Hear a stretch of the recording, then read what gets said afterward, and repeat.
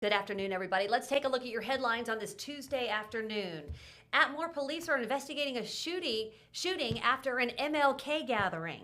Plus, a candidate running for Alabama's governor's seat speaking in Mobile today, and a local group helping make Mardi Gras more accessible for everyone. Those stories and more on News 5 now. Brought to you by Green and Phillips Injury Lawyers, covering news from your neighborhood and around the world. News 5 Now starts right now. Hello, everybody. Welcome to News 5 Now. I'm Devin Walsh. Glad to be with you on this Tuesday afternoon. I've had a busy day so far. Between the 9 and the noon show, I ran down to the Mobile Carnival Museum to take a look at some of the improvements. You know, the museum was closed for 6 months, from May to October. And so much in the museum has been refurbished. I can't wait to put together the story to show you all the improvements. But it definitely got me in the Mardi Gras spirit. The first parade in Mobile is January 30th. There's another parade this weekend on Dauphin Island, so things are really getting in full swing. Our big stories this afternoon begin with number 5, which is about Mardi Gras for everybody. One group is taking steps to make Mardi Gras parades more accessible.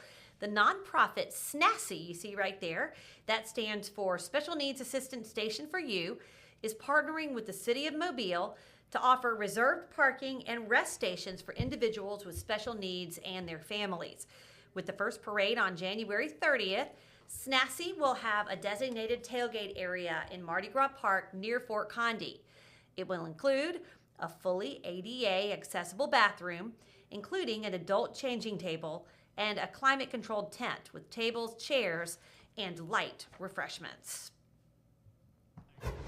Number 4, WKRG is your local election headquarters.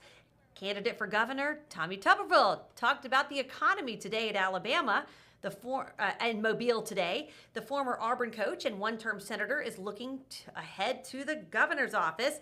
He talked about the state of the economy at the Chamber of Commerce breakfast. He says there is more economic potential in this area thanks to the port. While the primary is months away, Tuberville is seen by political observers as the most likely person to replace Kay Ivey next year.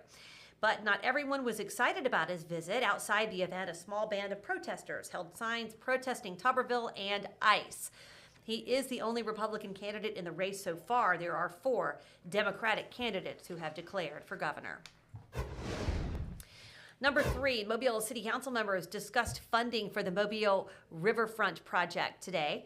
They're considering a $4 million agreement between the city and the Alabama Department of Conservation and Natural Resources. The funding would allow the city to relocate storm drains and build a boardwalk to connect city properties to the waterfront. No action was taken today. Number 2, Mobile city officials will break ground on a new affordable housing development later today. Fred Marshall Court is on Moffett Road and will have 50 affordable townhouse-style homes for low to moderate income families.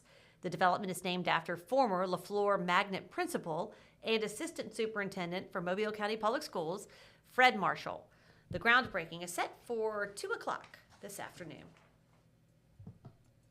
And number 1, police say more than 30 shots were fired during a shooting that injured 2 people.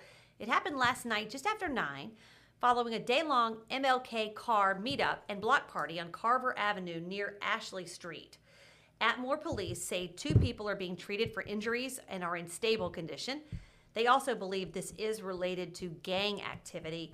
No arrests have been made. But certainly sad to hear that on a day designated for peace to have a shooting after an MLK event in Atmore. All right, everybody, now it's time for our question of the day, and we're talking about football. So our question is, who do you hope goes to the Senior Bowl? Here are your choices: the Denver Broncos, New England Patriots, Los Angeles Rams, and Seattle Seahawks. So let's say what you guys think. Seattle, I think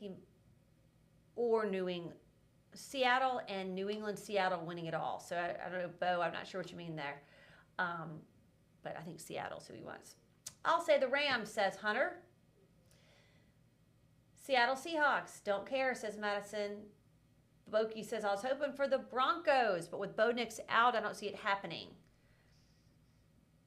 Got to go for the Rams. Denver.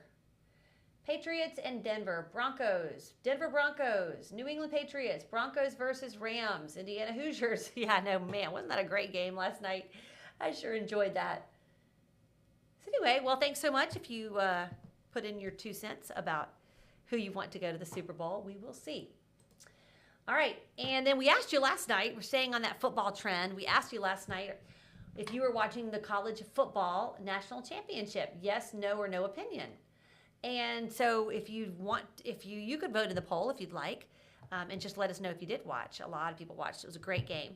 And if you want to vote in the poll or answer that question of the day, go to WKRG.com or WKRG's Facebook page. All right, everybody, that's going to do it for News 5 Now. I'm Devin Walsh. Thanks so much for watching. I'll be filling in for Cherish today at 4, and then I'll see you at 5 o'clock. Have a great afternoon. Covering news from your neighborhood and around the world. You are watching News 5 Now, brought to you by Green & Phillips Injury Lawyers.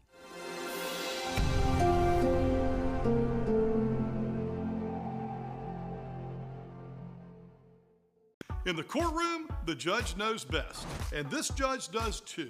If you've been hurt in a wreck, you need a law firm that knows the system and how it works. I'm attorney David Green. Call or come by anytime. You never need an appointment.